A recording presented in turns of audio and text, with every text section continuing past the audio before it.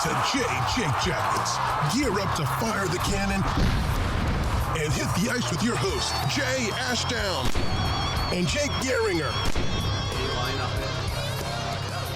We're seeing some of the veterans. Yeah, this is definitely the most veteran heavy we're gonna have tonight. Well, hey, for those of you on YouTube watching, we've made it. We made it to a big milestone. This is 150, y'all. And what a better way for us to celebrate than with the brand new voice of our Columbus Blue Jackets, Steve Mears. Thank you so much for coming on, buddy. We appreciate it. Hey, thanks for having me. Really appreciate it. And looking forward. It's a hockey night. Can't wait to get going. Can't wait to get down to the rink. And see some of the veteran guys for the first time in a lineup that I think is pretty close to what we're going to see on opening night. So looking forward to this. I've got some excitement for a preseason game. Usually my excitement level isn't through the roof for an exhibition game, but at least tonight it looks like we're getting the A lineup. Right. Yeah. Preseason's definitely like a little wishy-washy with everybody, isn't it? And it's just we'll see a lot of the main guys. Monty's debut with the team. That's going to be fun to see Sean for the first time. But I just wanted to start with how we got here, because obviously this is our 4th year doing this podcast. We've been working with guys of, around the organization, Jeff Svoboda, Mike Todd, Dylan Tyre, and getting to you for a milestone like this was pretty special to us and probably the most casual networking we've had. Okay, well, you really have to raise your bar. I mean, this is for a big milestone like this. If you're having me on, I mean, this is just you're going to have to set a higher standard than this. So I'm honored to be joining. Thank you very much, and we love talking hockey. I mean, it's great. It's great that there's an avenue for podcasters. And when I was younger, there was nothing like this. I mean, I was doing demos on a cassette tape, or I was playing PlayStation and announcing into a cassette tape recorder. I'm old enough for that. And then it was mini disc. And now you've got your own YouTube channel. You've got social media. You've got Instagram Live. You've got podcasts all over the place. You've got satellite radio. I just love that there's so many avenues to talk about this great game. And it's open to everybody. And there's so many passionate fans that are out there too, that are just starving for really good content and discussion and hearing about how things work, whether it's behind the scenes like a TV broadcast or what's really going on, what's really the pulse of the team. So I love that we're in this new information age where there's so many options for everybody. Yeah, there's a lot of ways to consume, and hopefully the league can fix the actual watching part of things before too long. For a lot of fans and all the blackout areas and things like that. But having so many ways to consume the product still is a lot better than it was at the very least 20 years ago. No question about it. I mean, just to reach out. So all my heroes in broadcasting, I didn't meet them until I was in the NHL. All the people that I looked up to, whether it was Mike Lang or Doc Emrick or Rick Jenneret, all these idols, Sam Rosen, all these idols that I had, that I went to hockey games and was staring up at the broadcast booth, knowing that they were up there. And it seemed like they were 100 miles away. I didn't meet them until I actually had an NHL job and I was there at their level. So I don't know how I would have gotten a hold of those gentlemen when I was younger. And even when I was just starting out in the business, like when I was at Bowling Green in college, or if I was in the minor league, I don't know how I would have gotten a hold of them. But now it's like everybody's just an email or DM away. Right. And I think you'd be really surprised, all those legendary figures. And I learned so much from them and just how personable that they were. And they were always willing to talk to a young guy like myself and just kind of show me the ropes. And I was so lucky. I was so fortunate when I started in the NHL, because I was in the New York area and working for the Islanders. And the Islanders had great broadcasters. But across the river, you had Doc Emrick doing the Devils. In the city, you had Sam Rosen and Kenny Albert doing the Rangers. I had a terrific broadcast partner in Chris King, who's still a dear friend of mine and still doing Islanders radio to this day and doing a great job. So I have plenty of good mentors and teachers when I started out. And I just try to take those lessons and apply them to this day. And I'll always have those lessons, even if I'm still doing this when I'm 60 years old. It was very casual because we've had Dylan Tyre on, and that's how we got to you. Was I just kind of messaged him and I was like, hey, so we're thinking about maybe having Mearsy for our big milestone. Is there any way you can help? He sent us your email, and you were the most casual about it because you were like, sure, yeah, just text me. Yeah, why not? Let's talk some hockey. I mean, there's nothing better. I love how fans will come up and they're like, I know this is the last thing you want to talk about. What do you think of the team? What do you think of the second line? And like, no, this is the first thing I always want to talk about because first of all, it's like my passion. It's not only my job, but it's the thing that I love the most outside of my family and I've loved this game since I was 10 years old. So I'm still a fan, even though I've been working in this business for about 20 years and working in the league for this will be 19 seasons. I'm still first and foremost. We all are. We're still first and foremost a fan, and you still have that fans' love of the game. And I hope I never ever lose that. So yeah, I meet fans all the time, and especially like when I was at NHL Network, you meet fans from different markets, and they recognize me just from watching the show that we did with EJ Raddick and how many times they, oh, no, this is the last thing you want to talk about. What do you think about the Boston Bruins? Are they going to be good enough this year? It's like, no, I love talking hockey. And it doesn't matter what tributary you go down in the game. But now, especially the Blue Jackets, that's my favorite topic. So, yeah, fire away. Let's go. So I wanted to start off with a little bit of a story that I've actually told on this before. When I first became a hockey fan at the age of 10, like you, it was because my dad's business partner at the time had season tickets to the Penguins. So before I got into the Columbus Blue Jackets and became a fan of them, the first several times I went to NHL hockey games was the Penguins. And I want to say, was it like 2011, 2012, or maybe it was 2013, somewhere in that time frame, you were doing like rinkside reports for the Penguins. So I've known about you for like over a decade. And I told my dad the other day that you were going to be on the podcast, and he was like, no freaking way.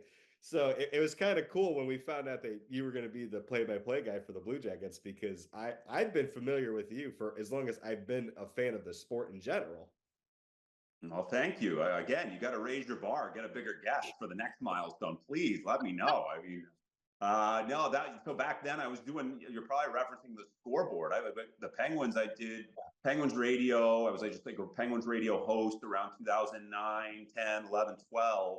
And then 2010, their new building opened. They had this brand new shiny scoreboard, and I was doing the intermission reports in-house on the scoreboard. And it actually just gave me some good reps of what it's like to be in front of the camera. And there were some very memorable moments in those years, the opening of the building, and Crosby's comeback from his concussion issues, and the team was obviously a prominent team. So that was really a crash course in covering a team, and then I was able to take that and go to NHL Network from there. But yeah, I was on the scoreboard. I still have fans in that area that come up and say, yeah, I remember when you were on the scoreboard doing intermission reports. We would just do highlights. We talk about the game, and sometimes it was a very thankless job because they're like, not every period is a masterpiece, as we know, in the course of an 82 game season and 41 home games.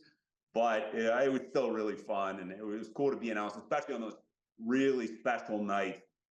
And Nationwide is the same thing. You get a Saturday night with the building packed and the game is exciting. Doesn't matter who the opponent is. There's just nothing like it. So to be right there in the thick of it, I absolutely loved it.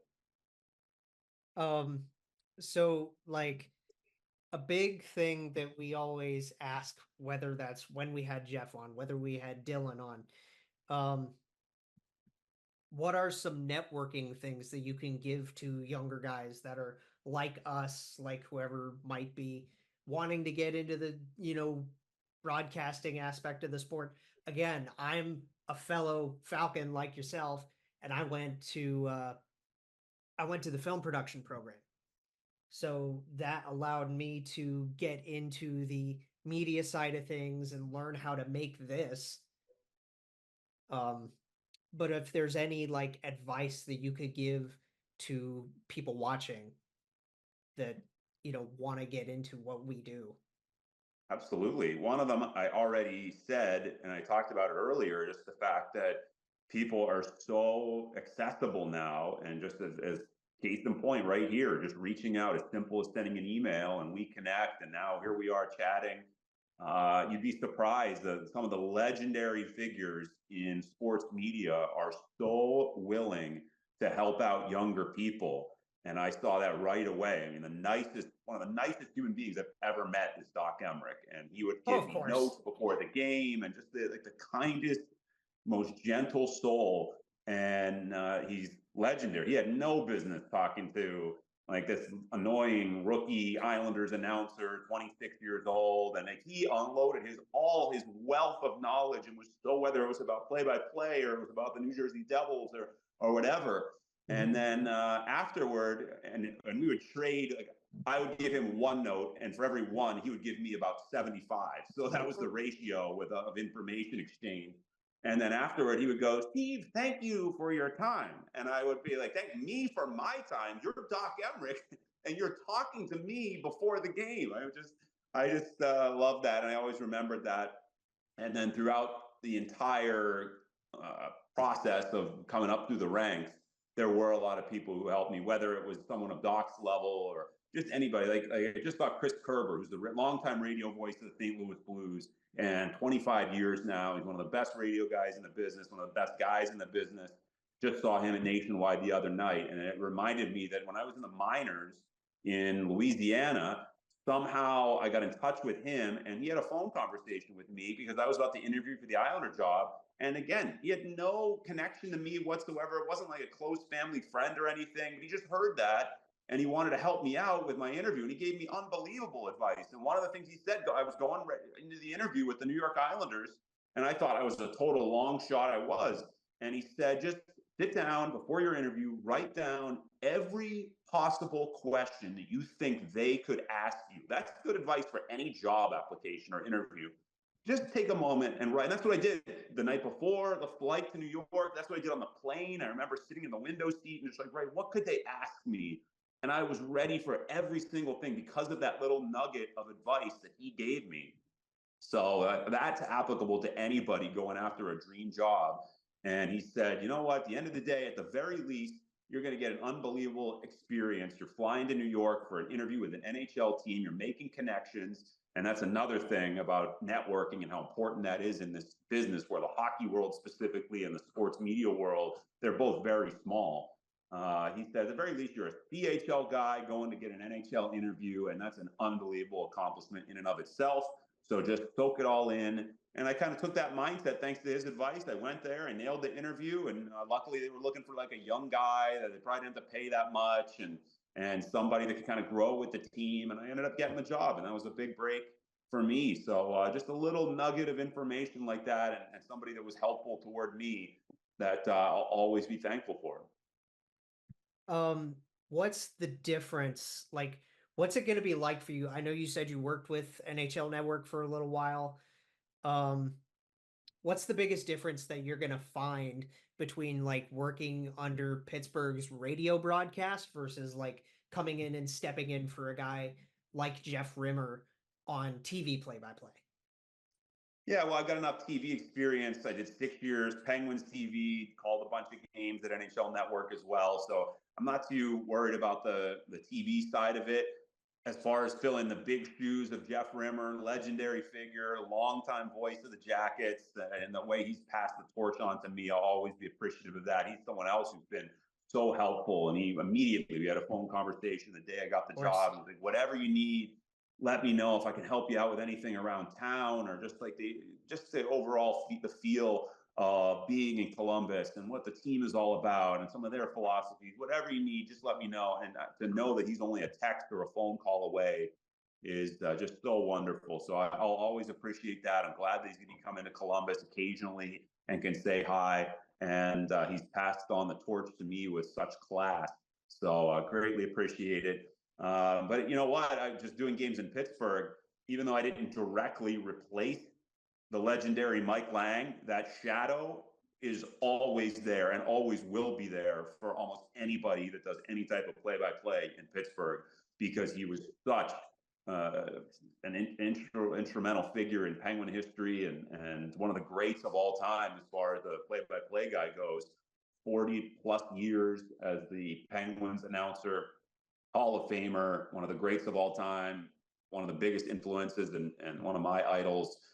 So even though I wasn't directly the guy who took over after he had left, it was still a pretty daunting task. And I think it's that shadow still looms for anybody because he's the standard there. So it was a tough act to follow. He set the bar impossibly high, but you just do the best you can. You bring your own style, and you just hope to have some chemistry. I have no doubt we'll have chemistry, Jody and I, because Jody Shelley is one of my favorite people in the business, and he's one of the best in the business. Yeah, definitely. You and Jody sound like a perfect fit, like already. And I know you guys, I haven't heard anything together yet. So it's already like, I don't know, it just sounds like a great match anyway. Yeah, I mean, we are good friends. We know each other very well. He reminded me that we did do some NHL Network stuff before. He would be a guest analyst and I was hosting. So we have been on the air together before. The only other game type thing that we've ever done was the demo for this job. As I was applying for this job, there was an audition process, and we did the majority of a game last year against the Toronto Maple Leafs. We are actually going to do a mock game next week, just to give you a little idea, like what goes on behind the scenes, that we all agreed that it'd be great just to get a rep in, just to get used to the flow or each other's cadence on the air, and just to get some practice, and shake off the rust too. I haven't done a game. I mean, it's a lot like riding a bike, but I haven't done a game since the playoffs in May. I was on TNT and doing the conference finals. So it's been a little while for me. Even last night we were in Washington and I took the trip, even though we weren't televising the game, but I found myself, I was sitting in the booth by myself, kind of announcing, just to get back into the flow of it. And I think it'll be really helpful. And also it really helps just because, when you're just watching the game, you get distracted and you're chatting. And even if it's just a mock game that doesn't go out anywhere over the airwaves, you feel more into what's actually happening. You see more. And next week we're going to do a practice game, basically. So it goes for everybody. Like, what's the harm in just getting a little practice rep in? Yeah, of course. Not to take a hard turn, but it does need. This is kind of an elephant in the room. It is. So, and you've mentioned the places that you've been, with the Islanders, with the Penguins. I wanted to talk to you. Obviously, it's crazy that it's been about a month now that we sadly lost Johnny and Matthew Gaudreau. My question to you is what have you learned about the Columbus community since coming over here, and how this city has rallied around this awful situation? And how has that affected you as you've tried to transition into being the new play-by-play guy for Columbus? Well, it's been really emotional, and it will be even more emotional, especially in that first home game when Johnny and Matthew are honored in what is the home opener on October 15th against the Florida Panthers. I mean, there are going to be a lot of tears in the building on that night. We know that, and it's going to be extremely emotional and difficult to get through for everyone, from the players to the coaches to the front office staff to the fans to the broadcasters. I mean, we're all going to be in the same boat, and hopefully just do all of those roles and be inspired. And that goes for fans too, and how they cheer and hopefully with the same passion that Johnny and Matthew played this game with. I think the greatest example, probably the most emotional moment for me, was just a few days later going down to Nationwide and seeing that makeshift memorial that was outside the building, and just walking up to that. I mean, that was probably the most overwhelming feeling that I've had over the last month with regard to Johnny and Matthew's passing. To just walk up and to see the jerseys and sticks and pucks and Skittles and Gatorade and then the signs. And I signed a little note, and I signed my name, and I thought back to the interviews that I had with Johnny, and we had a broadcaster player type relationship. But I called his games at the World Juniors, got to know his dad from that tournament, and just seeing him at morning skate, Gaudreau. He came into NHL Network and did a segment with us.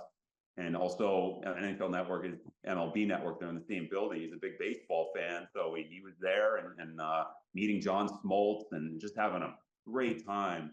So a wonderful conversation that we had, and also a couple other interviews along the way over the years. So just in that moment, just thinking back and seeing all the tears flowing there with some fans on a Saturday evening that had gathered around that makeshift memorial. And now a lot of those items have been moved inside of the concourse area of Nationwide Arena. So for me, that was the most emotional moment. And I think the beginning of the season, it's going to be really heavy. And we have to try to find that balance where you certainly want to honor Johnny and Matthew, and at the same time, turn the attention, somehow make that impossible turn to a hockey game and a hockey season, which is going to be dedicated to both Johnny and Matthew Gaudreau.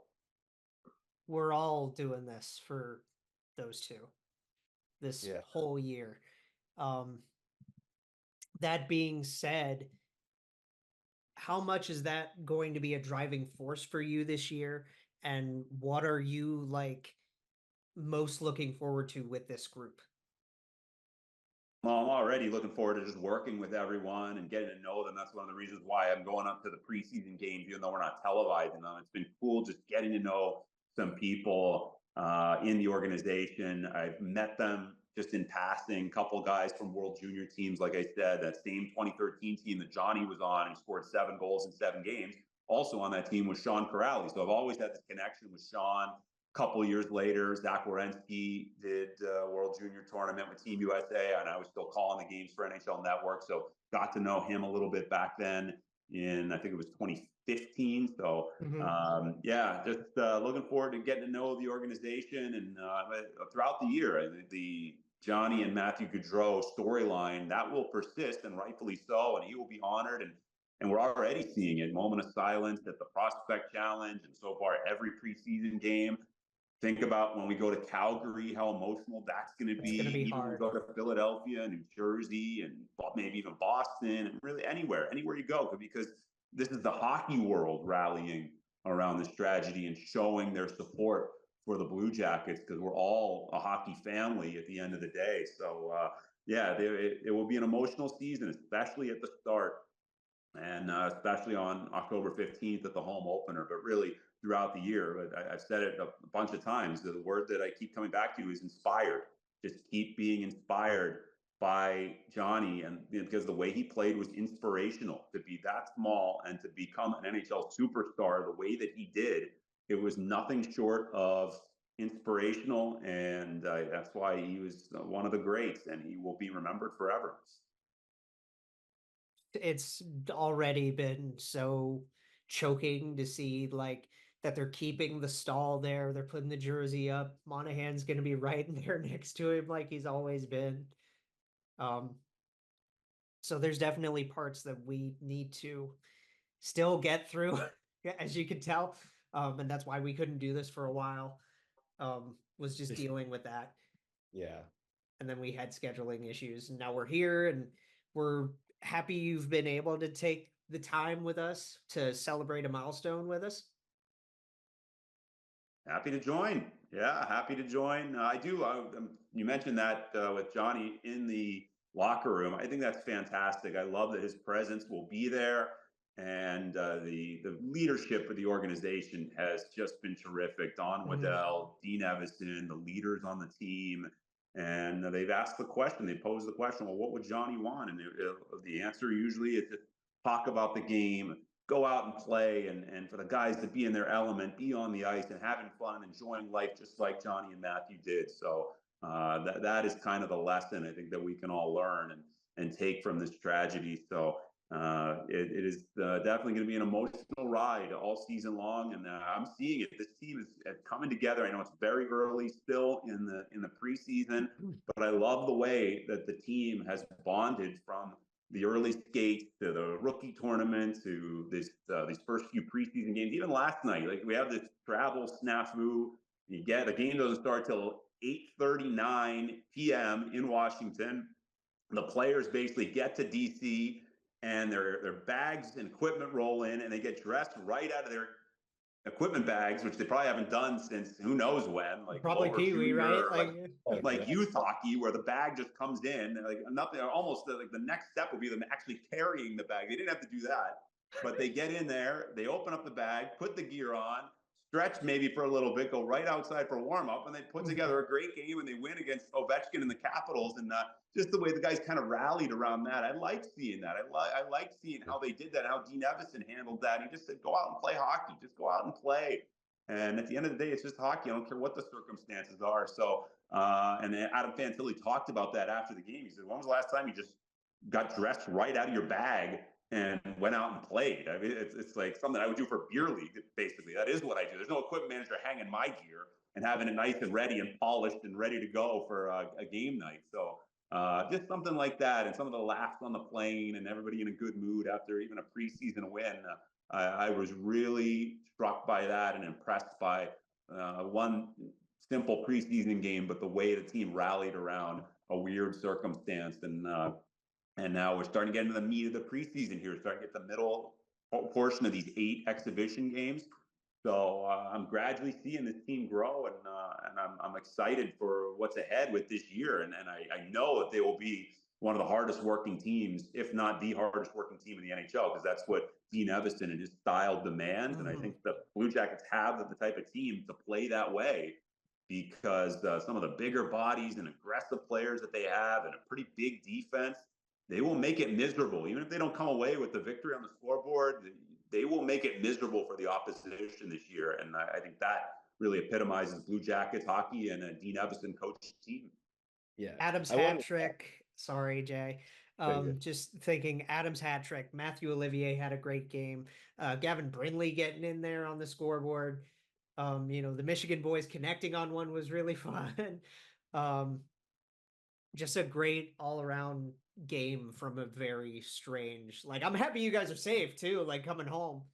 Yes. Yeah, it was all good. It was a little bit of a bumpy flight. It was inclement weather all around, but it was all good. And to see the equipment carts rolling in and the guys just kind of waiting patiently, wondering if we're going to even get this game in. The fans were there. We rolled into the building in DC, and the fans were just in the stands waiting patiently. And it said on the scoreboard, tonight's game is scheduled to start now. At first it was 8:15, and then it became 8:39. And we didn't get back until really late. And actually some of those players, a handful of those players, are going to play tonight in a back-to-back, which is not the standard return to Columbus for any game circumstance, unless you have an issue. You're usually getting back maybe in the East Coast. You might get back at midnight or something in the case of a back-to-back. So a couple of these guys are going to go back-to-back, and I just loved it. I think that everybody, you just have to make the most of it, right? You get handed some of these curveballs. It goes for anything in life. You just have to make the most of it, and just enjoy it. At the end of the day, this is a game, and this is something that we all love to do. So even us as broadcasters and some of the media people that were on the plane, it was a really good opportunity for me, especially because it's just like a bonding opportunity just to talk with some of the guys that I'm not that familiar with, and some of the staff as well. So we all had a pretty cool time under some unique circumstances last night. Go ahead, Jay. I did want to ask you, because one of the things that we have to look forward to this season, and you have surely experienced it during your time, I believe, with the Penguins, is the outdoor game that Blue Jackets are going to play. So what are you looking forward to most with that game in the shoe later on? And what do Blue Jackets fans who haven't experienced an outdoor game have to look forward to that maybe they don't know that they have to look forward to? Sure. Well, a couple of things. First of all, it's long overdue. It's long overdue for Columbus to get an outdoor game, or for the Blue Jackets to be involved in an outdoor game. I'm glad it's finally happening. It should have happened way earlier. And then the other thing is that I hope it's a meaningful game. I want it to be a meaningful game. It's going to be March 1st. And then what an accomplishment. Just that you look at these steps that you take to get back to being a Stanley Cup playoff team, and then eventually a cup contender, and for the Jackets to be in contention for a playoff spot and going up against the Detroit Red Wings, who are also open to be in contention for a playoff spot. And they were right on the cusp last year. I think that would be something. I want it to be a meaningful game for both teams. It'll make it a better event. Trade deadline's a week later. Yeah, I mean, and the two teams playing before in Detroit, so it's really going to be fun. I actually did the majority of the outdoor games that I've covered were with NHL Network, so I'm just trying to think back. One in the snow in Chicago, I did one in Minnesota, which was freezing cold. Oh, I remember I did that one in Denver, which was beautiful weather at the Rockies ballpark. It was Avalanche and Red Wings. Oh, A couple with the Penguins. One was at the Steelers Stadium. One was in the Eagles Stadium in Philadelphia. And I think I'm forgetting one other one somewhere along the way. But the one thing that I always take away from those games is that that day, and even the days leading up to it, it is a huge event in that market that everybody's talking about it, everybody's excited about it, and even if the game is a dud, everybody leaves and says they had a fantastic time. So Right, because it's the grandeur, right? It's the whole yeah, it's experience. not even so much about the hockey. And as I said, I hope it is a very meaningful game for both teams on March 1st, but it's really about the spectacle of what's going on. Sometimes it's the history of the venue, and that will be the case here in Columbus, of course, at Ohio Stadium. But whether it's Wrigley Field or Fenway, oh, that's right, Fenway was last year. The Penguins were in the Winter Classic against the Boston Bruins, so it could be a historic venue. I think football stadiums, they're even better just based on my experience because there are seats that it just seems like the rink fits in there better, and the seats are even you can see the game a little bit better there in a football stadium as opposed to an asymmetrical baseball stadium. But I just think it's a huge event. Some people on the national level, they say it's overkill. There's too many of them now. But a lot of those people aren't going to that city that day and don't see the passion and the excitement. And now just the fact that this is the first one for the Blue Jackets, I think it's going to be on a completely other level because this is something that we've looked forward to for a long time. So I can't wait for it. And then the other thing is, of course, the elements. What's the weather going to be like? That's maybe you guys could tell me, what is the weather going to be like on March 1st here in Central Ohio? We don't know. We don't know what it's going to be like an hour from now. The greatest outdoor memory, of course, was the snow globe effect in 2008, the first Winter Classic up in Buffalo with Pittsburgh and the Sabres. And that set the stage for all which have followed. But that was really the perfect setting because you had that snow globe effect. I don't know if we're going to get that here in Central Ohio like they did in Buffalo and back in 2008. But they've done it all now. March. Yeah, they've done another one I did was Yankee Stadium, and actually one of the issues was the sun. So you just never know. And luckily the league actually has been very fortunate weather-wise over the years that occasionally there have been delays. The one in then Heinz Field in 2011, which was Penguins Capitals I was at, that one got pushed back by a day because of rain and even rain during that game. But for the most part, the league's been really fortunate. So I hope the weather cooperates to get a nice crisp day and the fans can just sit back and watch a hockey game outdoors. I mean, there's nothing better than that. TD, tutty, to the house, whatever you want to call a touchdown. They make a lot more impressions at a place like DraftKings Sportsbook. They mean a lot more at DraftKings. Which is an official sports betting partner and sportsbook partner of the National Football League. So are you ready to place your first NFL bet? All you got to do, it's as simple as picking a player to score a touchdown. Yeah. Any player, wide receiver, cornerback on an interception. You got a lot of money. You do something like that, man. Running back, whatever it is, QB sneak. Just pick somebody to score a big old tutty.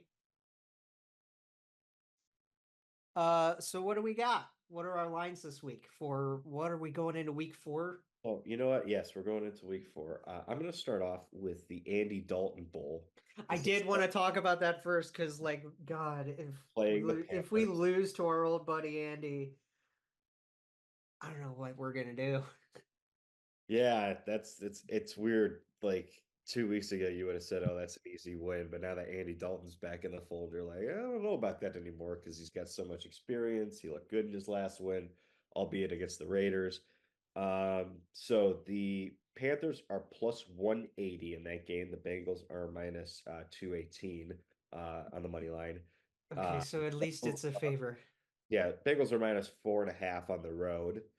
And the one that I was looking at was anytime touchdown scorer, Andre Yosivas is plus 225. Andre Yosivas, huh? Is that how you pronounce it? I don't know, but that's You would think it would be like, like a Jamar Chase or a T now that he's back. Oh Or yeah, Jamar Chase is minus 105. T Higgins is plus 190, but Andre's played pretty well this season. He had a good game against Washington despite them not winning. That game was crazy. No punts I or don't turnovers on I don't either want to talk side. about it. Yeah.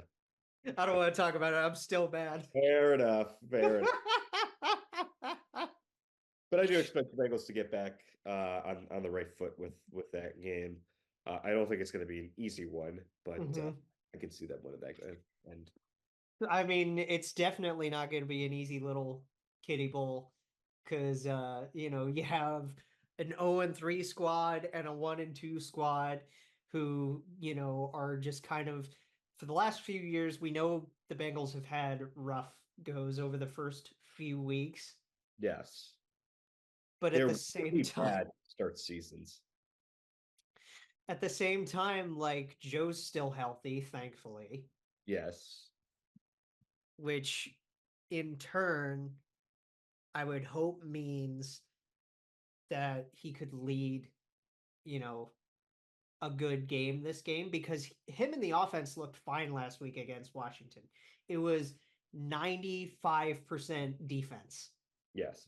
That was the issue Like I against the said, they didn't Commanders. turn the ball over and they didn't punt the ball. They scored 33 points. You play that game literally 1,000 times, you probably win it 999 times out of 1,000. Yeah. The one time to lose. Ugh. Driving me nuts. Um, I heard that Daniel Jones is getting a benching this week. No, he is not. You They're fell not for going to bench him? you fell for the fake tweet. What did I get Fell for the boothed? Wesley Did I get Steinberg. boothed? You Oh. fell for the Wesley Steinberg. No. Oh no, I got boothed. He is not getting benched. No, that's one of the funnier Giants like fake reporters that I follow. Man. Yeah, no. Wow. I No, don't he's know. been great. He actually hasn't been terrible. So like No. he hasn't been bench worthy quite yet. But you mentioned the Giants. Who did the Giants play this week? After Oh, they play Minnesota. I thought they played Seattle. Oh, I thought you said Minnesota. No, let me go Wait a minute. find- This week is Green Bay and Minnesota. Yes. Oh, the Giants are it's next week that the Giants play because they just played on Thursday night. Oh, that's right, duh. Because they just played they just played the most boring game on the planet against the Cowboys. Yes. So their next game in week 5 is a road game against Seattle, but we don't have odds on that yet for obvious reasons. Give me the Strouds then, because I know the Strouds are not pleased after last week. Are you talking about the CJ Strouds? Talking about the Houston Texans, baby. Yes. Let's see. The Texans I just wanted to look at another game are somehow. playing the Bills. Ooh. Oh, that'll be a fun one. On Diggs Bowl. The Stephon Bowl. You got Allen and CJ. That's gonna be one hell of a QB matchup. Bills are favored by a point. Or no, the Texans are favored by a point at home. Wow. So it's minus 108 for the Bills, minus 112 for the Texans. So it's literally as close to a pick 'em as you're gonna get.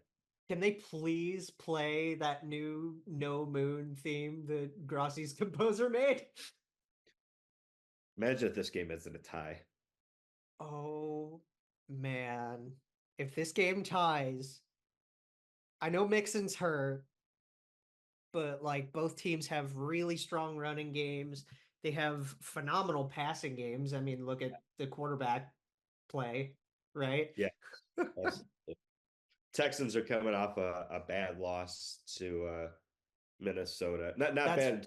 Minnesota. Minnesota's been good so far, but they got blown out by them. They got completely demolished. The Bills are undefeated so far, but we'll see what happens to them. After they just beat the Panthers. Or no, wait, the Jaguars. Yeah. God, I really haven't brushed up on the schedule. Bad cats. I Bad- get Panthers or Jaguars, bad cats, but yes, no. Kitty goes ow. Different conference. So yeah. Kitty goes ow. But hey, are you ready to score a touchdown dance of your own? Score big with DraftKings Sportsbook. It's #1 place to bet touchdowns. Download the DraftKings Sportsbook app and use code THPN. That's code THPN for new customers to get $250 in bonus bets when you bet just $5 and get 1 month of NFL Plus Premium. Only on DraftKings, the crown is yours. Gambling problem? Call 1-800-GAMBLER. In New York, call 877-8-HOPE-NY. Text HOPE-NY 467-369. In Connecticut, help is available for problem gambling. Call 888-789-7777 or visit ccpg.org. Please play responsibly on behalf of Blue Hill Casino and Resort in Kansas.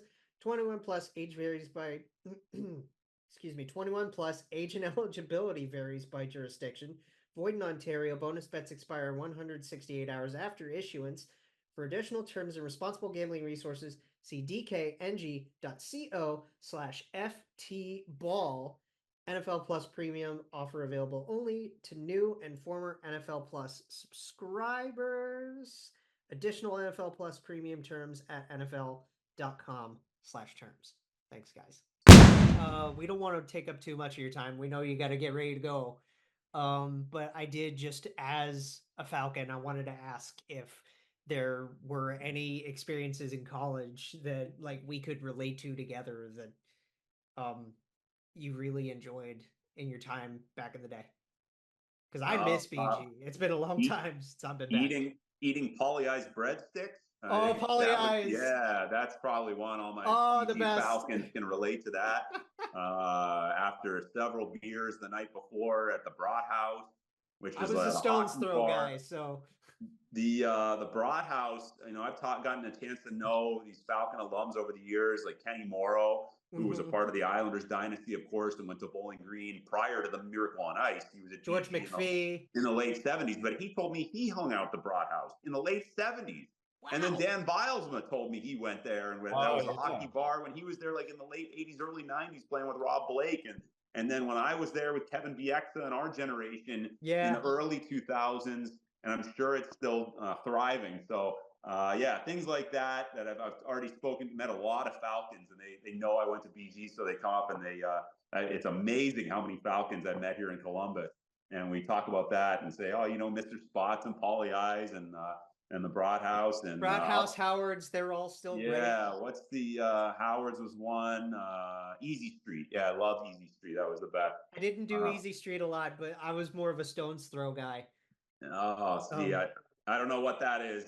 Stone's Throw is the Irish tavern. Like they do and mash and pasties and stuff like that. It's really fun. Must be relatively new because I'm of a different vintage, but fair. It doesn't matter. Like there is just going back there. I'm looking forward to going back in hopefully at some point here throughout the season. Now it's only a couple of hours away. So looking forward to heading over there. Yeah, I definitely need to visit again myself. Yeah, and then hockey-wise, what a terrific place.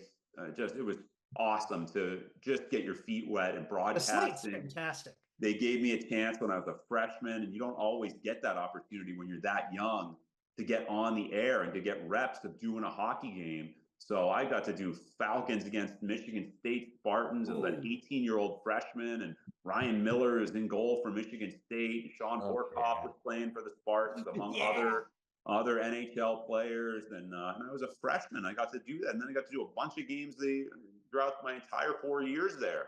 Was Juice playing? Was Kevin playing? Who was that? Juice, Kevin Bieksa, was he playing? Bieksa's first 2 years were my last 2 years, and he was the guy that made it to the NHL out of my time at BG. Right. And now he's in my business, which is television and doing great work for Hockey Night in Canada. So our paths have crossed a little bit over the years when he was playing, and it's the ultimate sign of you getting old when all these guys that you saw in college have now come and gone in the NHL, like Kevin, like Ryan Miller, that I loved watching in their college days. Chris Kunitz was at Ferris State. Mike Camilleri was at Michigan. And now they've come and gone. They've had outstanding NHL careers. Some have won cups or other awards. and now they're getting into other endeavors in their lives. So yeah, it's the ultimate sign. The other ultimate sign that I'm getting old, and I just really had the first chat with him last night on the plane, was Cole Sillinger. Oh yeah. And so when I started in the NHL back in 2006, one of the great veterans on the New York Islanders was Mike Sillinger. And I just told Cole, like, how your dad treated me so well. I was a young guy, and he was showing me the ropes. And he always was great for an interview, and just the greatest guy. And I was always appreciative of Mike Sillinger. And now here I am. I'm going to be calling games with Cole Sillinger on the ice. And I remember when Cole was like a little kid running around Nassau Coliseum waiting for his dad to get off the ice. And now Cole's playing in the NHL. I mean, it makes me feel like I'm 100 years old, but it's cool. And Cole is just as much of a gentleman as Mike is. Crazy that Owen might make it too, since Danforth is going to be out for a little bit. So we might get to see both of them. But yeah, I remember my sophomore year was the 50th anniversary of the ice arena. So Doc actually got to come back to Bowling Green and broadcast the 50th anniversary game. Unfortunately, that's one of my biggest regrets. I didn't get to tune in. I was working at my job on campus, and it was just like, that was a rough thing to miss. But, knowing guys like Evan Fitzhugh, who are now, working in Seattle, and a lot of guys are still coming through BG and making it work. Yeah, it's great. I just saw Doc last year. He came to Detroit for a morning skate. It was a TNT game, so we wanted to say hi to Kenny Albert, Brian Boucher, and Eddie Olczyk. And I realized that I don't have a picture with Doc Emmerich. I came across his games that he was doing so many times. He did so many Penguin games, so I saw him a lot, and I realized right around the time that he retired, like, man, I never got a picture with Doc. So he was at that morning skate in Detroit. Of course, he lives in Michigan. And I made sure, and I posted it on Instagram, I made sure that I had a picture with Doc Emmerich, and that's one that I'll always cherish. I did take a picture, I think it was his last season, or one of his last seasons. I took a picture of his notes. I wanted to take a picture of his preparation, and his preparation is famous because there was every detail. He had every story, every single thing down on every single player, where he could just go off on whatever tangent and just empty the bag on whatever. He knew the youth hockey coach that the guy had and what his parents did for a living, and he knew everything about their junior days or their college days and the path they took to the NHL. He had it all in a binder, and I took some snapshots of that in Tampa one time. And I never got a picture with him up until that morning skate in Detroit. So that's one I will cherish forever. And yeah, I always knew that he was a Falcon. That was something that we could always talk about. And the same thing with Everett Fitzhugh, and just the various BG alums, Kenny Morrow, Brian McClellan. I just saw him yesterday. The president of hockey ops for the Washington Capitals is another former Falcon. I just saw him at the rink there in DC, and was always kind enough to say hi. So prominent Falcons everywhere in the NHL. Hopefully I can get in your shoes soon, bud. Yeah, hey. I'm working on it. If I can do it, you can do it. I'm working on it. Yeah, that was definitely one of my biggest regrets, was not getting to see Doc at the anniversary game. But we're getting there. And again, we're just so thankful for your time today, for hanging out with us for a big milestone. 150 is huge, and we're just happy to be here.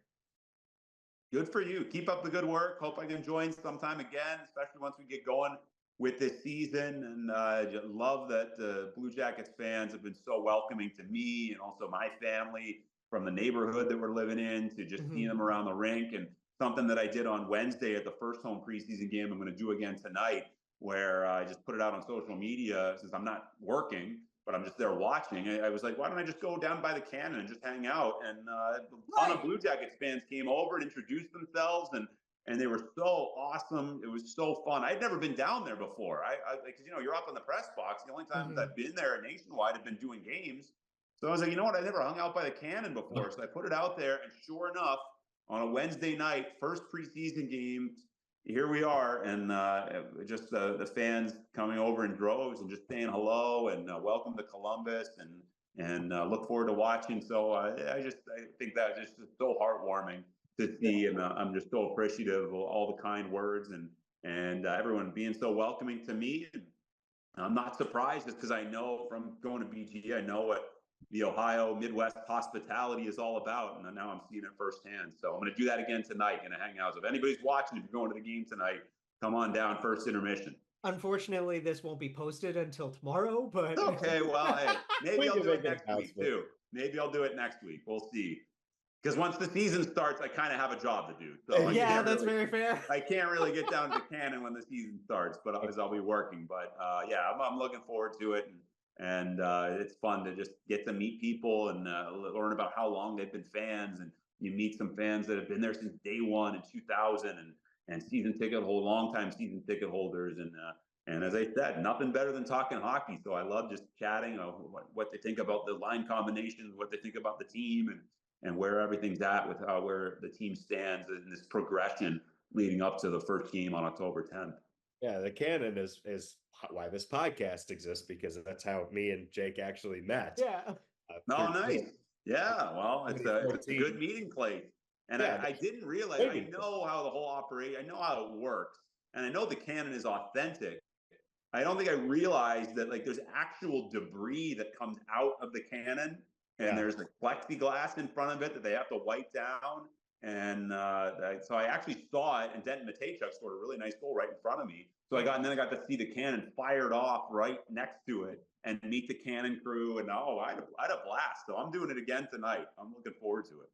Well, we hope you have a great time with it. Last thing, plug your socials before you go.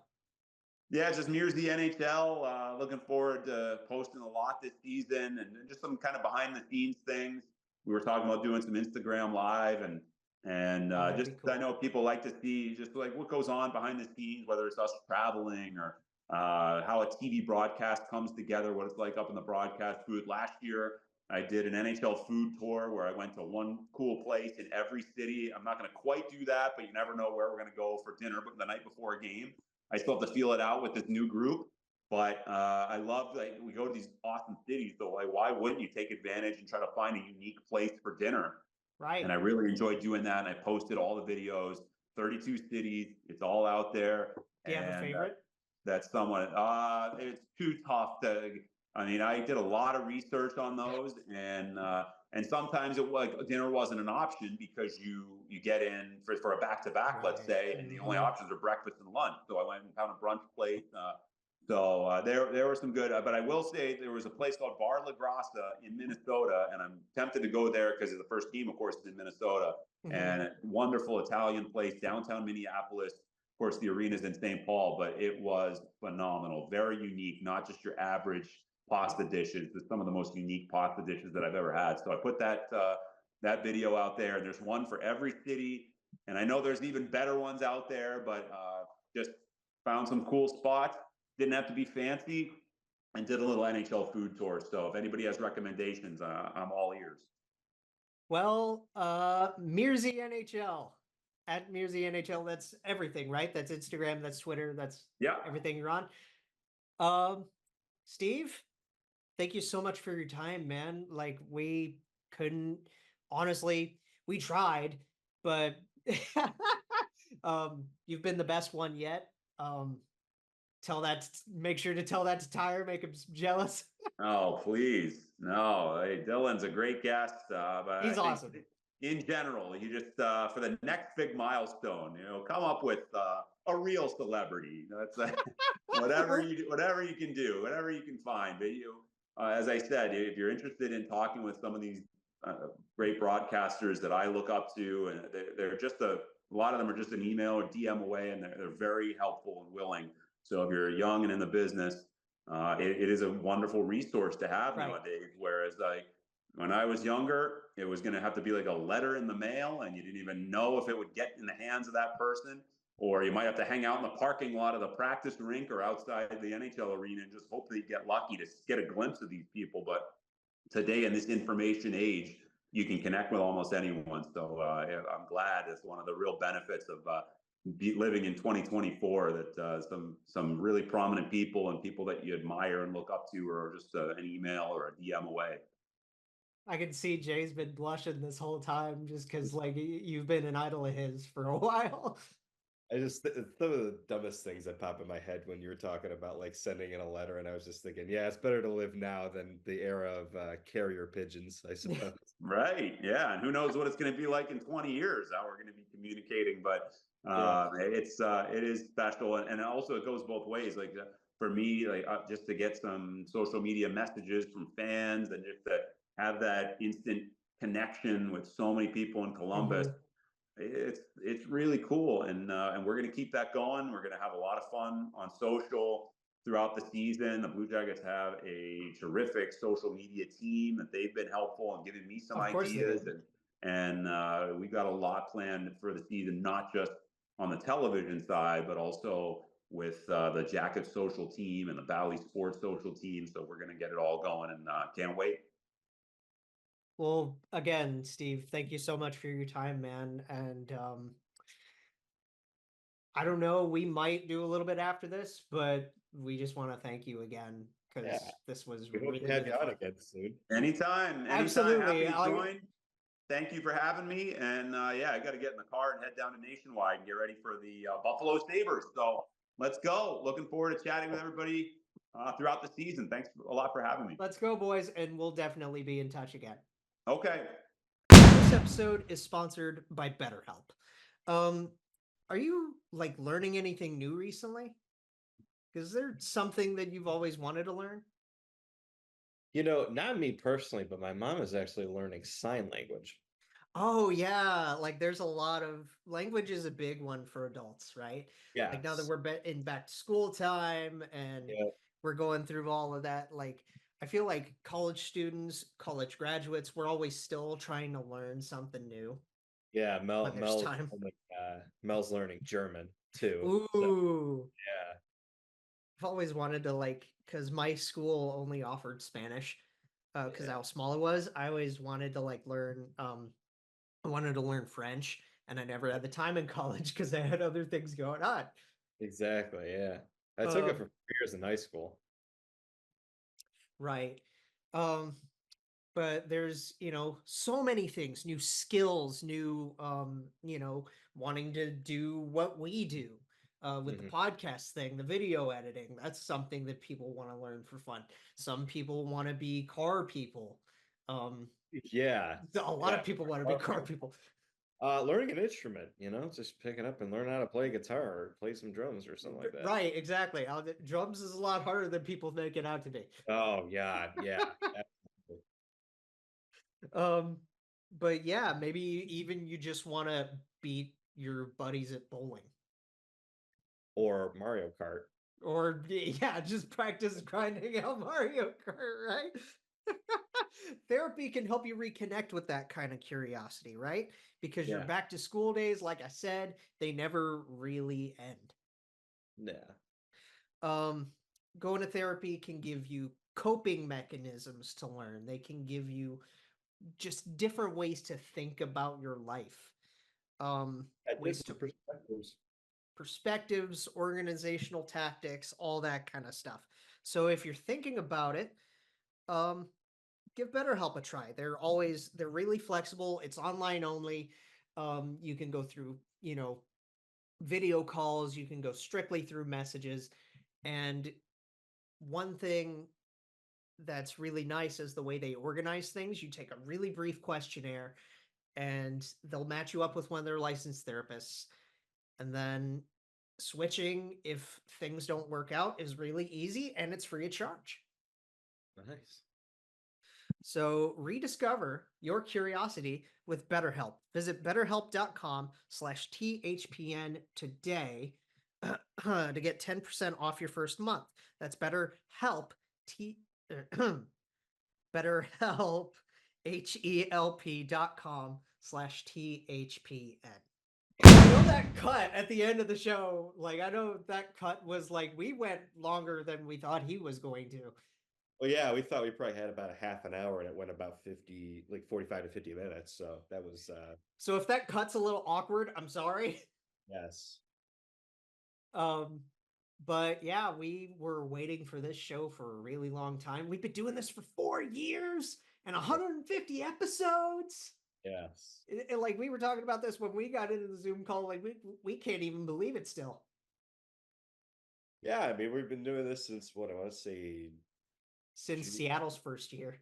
It would have been July Yeah. of 2011. So 2011. 2011. Jesus Christ. 2021. COVID's affecting the brain too. Yeah, apparently we didn't know this until yesterday. This poor guy caught COVID. It's like I texted him. I was literally like, "This isn't going to affect the show. This won't affect any of our plans. I just need you to know that I got COVID." Oh boy. Fitting, isn't it? Oh man, and you told me that you probably know exactly where it was, and it's from your little show. Yeah, I went to the Sabrina Carpenter concert on Monday, and I gotta say, if I got COVID from it, worth it. Absolutely worth it. It was my favorite concert that I've ever been to. And I think it's because me, like I've been to like a lot of concerts over the course of my life that have been like really, really good. But You said U2 was probably your favorite up until this point. Yeah, so like I think about the people I've seen. Like I've seen Foo Fighters, I've seen Rush, I've seen U2, I've seen Elton John. Like that was a huge one, yeah. I've seen like a lot of great shows, but I think for me, like the reason why this one's my favorite is because this is the one that like yeah, I like U2.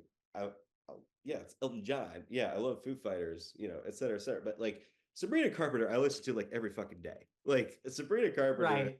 One of my favorite, like you got a little obsession there, and that's there's like, nothing wrong with that. Every year from now on, like when my Spotify Wrapped comes out, it's going to be like the Weekend one, Sabrina Carpenter 2, or who knows, maybe it'll be flip flopped. I have no idea how it's going to look like this year, but like those are the top two, are Sabrina and the Weekend. I haven't gotten the chance to see the Weekend yet, so to see Sabrina Carpenter, it's her first ever actual like arena tour, and to be the first leg. And like first show on the first leg. Yeah, like it's so the fact that like I you know I knew like every fucking song, like all the words, everything like that, and I'm just like going nuts the whole time. It was unbelievable, and she was amazing live. She had great stage presence and everything like that. So I'm sure I went in with high expectations. It still rose above them. So it's yeah, it's my favorite concert I've ever been to. She's something. She's very, she's spunky. Like she's got that cuteness factor to her too that just like melts everybody. Yes, she does. She's adorable. And yes, like I'll admit it. She's adorable. Yes, she really is. She's very funny. She's doing like one of the things that she does is a spin the bottle in the middle of a concert. And what it is, it's like a circle that's got four numbers, 1, 2, 3, 4. And whatever it lands on is the cover she'll do. So the bottle landed on number 1, so she played Mamma Mia. Oh, that's awesome. Which was pretty great. So like I told my dad, my theory is like the first 4 shows, it doesn't matter what it's going to land on. She's going to do the first 4 songs, and then after that, it'll really be random. The other ones she did Kiss Me. She did That Don't Impress Me Much by Shania Twain. Kiss Me by Sixpence? Yes. Okay. I was like, wait, what? Yeah. So we'll see tomorrow is her 4th show at Madison Square Garden, what that 4th song will be. But, she played 21 songs in total, and it was fantastic. That was like when I was doing the Foos recap and how it was, 24 and they just jammed through everything. And yes. That's like a very similar show. And then the other kind of music thing I just wanted to touch on really quick is because we've never gotten to talk about this yet. Yeah. Our band is back. Yes. I know for those of you that have been talking about it for a while, let me just address this with Emily Armstrong. Putting her personal life aside and what she believes in and whatever, plus the one other thing that she's owned up to, kind of like Dave Grohl in his recent story, she's taken accountability for things that she's needed to. So Geez, I wonder what Dave did. Um, you can go look things up if you need to. We're not going to get into it, but I feel like she's owned up to things she's needed to own up to. And as far as it goes with her as a performer and a singer, they picked a good one. Yes. No, look, I'll be completely honest with you. I think I'm pretty consistent on this. Generally speaking, when it comes to music and movies and entertainment, I'm pretty good at separating art from artist. Right. Like if someone asked me to go see a Tom Cruise movie, the answer is not going to be no. I fucking love Tom Cruise. Set all that shit aside. He's great. He's a great actor, but like, yeah. So no, she's got a great voice. Music, like, at the end of the day, man, it doesn't matter if the music's good, people will come. I think because I talked about this well off air before, because we didn't even get to talk about the Emptiness Machine really when that came out, because right now they've had 2 songs that are out for this new album that's coming out in mid-November, and the Emptiness Machine and Heavy is the Crown are the 2 songs that are out, and they're doing a very small world tour. They've done only a couple of US shows. They added one in Dallas as you watch him freaking out over sneezing. I wasn't sneezing. I was just blowing my nose. That's different than sneezing. But yeah, they've done a few US shows. They're doing shows in Germany and Europe and other, places. I think they're doing a Sao Paulo show with Bad Omens, which Bad Omens in Linkin Park, dude. That sounds great. But also, The Weeknd just performed there, and I gotta say, Sao Paulo is a fucking great place to see a show. That is the unless it's a football game. Yes. As long as the football you're talking about is NFL football. Right. But yeah, they're doing a small world tour. Hopefully they're going to expand things into 2025. Emily is awesome. Dude, she's got a scream that's almost as long as Chester's Given Up scream in this new Heavy is the Crown song. Yeah. Like, she's a badass. And it's a shame that Rob is gone. Like, I totally understand why he's gone. Yes. It's a shame though, because he was a big influence on why I wanted to be a drummer. Right. But Colin Britton, who's a session musician and engineer and stuff, he's gonna do fine. He's fantastic drummer. Yeah. And then it's great to see everybody else back. I know Brad is stepping aside too. Like, he's mainly going to be in the studio. But I've seen some good stuff from his buddy Alex, that's been the new touring guitarist. Yeah. He's a total goofball. And it's fun to see the other 3 guys back too, because we've missed Mike and Joe and Dave. Oh God, yeah. Like I said, I understand people when they look at certain things and their concerns, but like I've always said, if the music's good, the people will come. We have been waiting for this for 8 years, 7 years. Waiting for a long time for them to come back and to produce good music, and they have someone that they believe in and that they feel comfortable that they can make great music with. And at the end of the day, that's what we care about. They're starting from zero, and that's literally why the album's called From Zero. Yeah. That and the double entendre with the old band name, right? Because absolutely, that was fun. The Fallon performance was fun. Poor Mike bumped into his own stand during the London show. Yeah. Like Tom and Jerry running into a rake.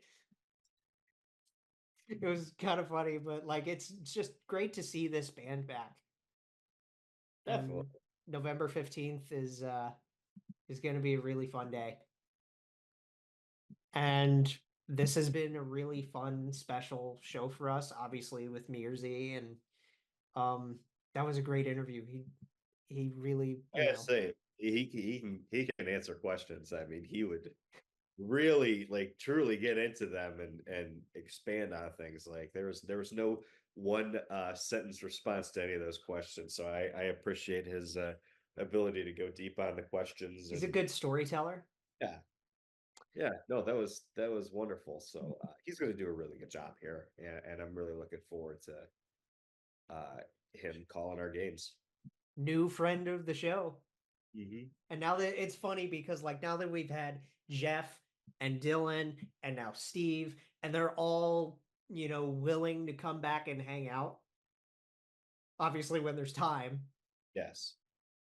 And there's not a lot of time now that we're going to be revamping into the season, but you know, whenever we get time to get any of those guys on, we're going to try because they're all fantastic people. And we've got so much more love to give.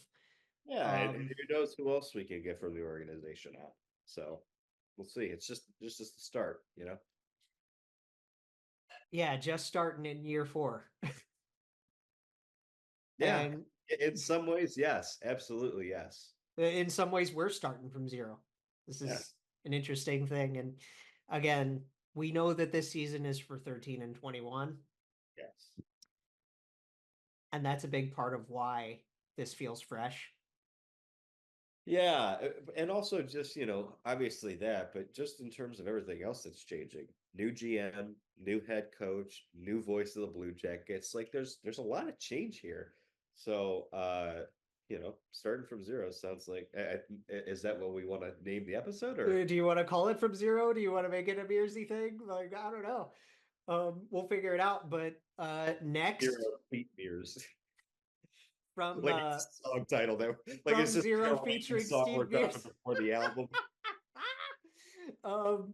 But yeah, next up, I know because we've got crunch time because the season starts in just a few weeks. We got to get our season previews done. Yes. So we're going to go by conference this year, and we got 2 lined up. We got our buddy Kyle Manifold, one of our managers, is going to hang out with us for the West. And this guy we've been waiting for a long time. I've been with him on his stuff plenty. So this is going to be Jay's first time meeting good old Jimmy Finizzi from the Blue Seats. It's a great name. From the Blue Seats, yeah. Yes. So get ready for Kyle and Jimmy as we get into season preview territory, everybody. We hope you loved episode 150. Here's to 150 plus more. Yes. Because we got so much more for you guys coming. And we'll see you Jake Jackets, a podcast for fifth liners and all puckheads around. Follow the guys on Twitter at Snake Gehringer, GARRINGER, and at by J Ashdown. And subscribe on YouTube or wherever you listen. March on.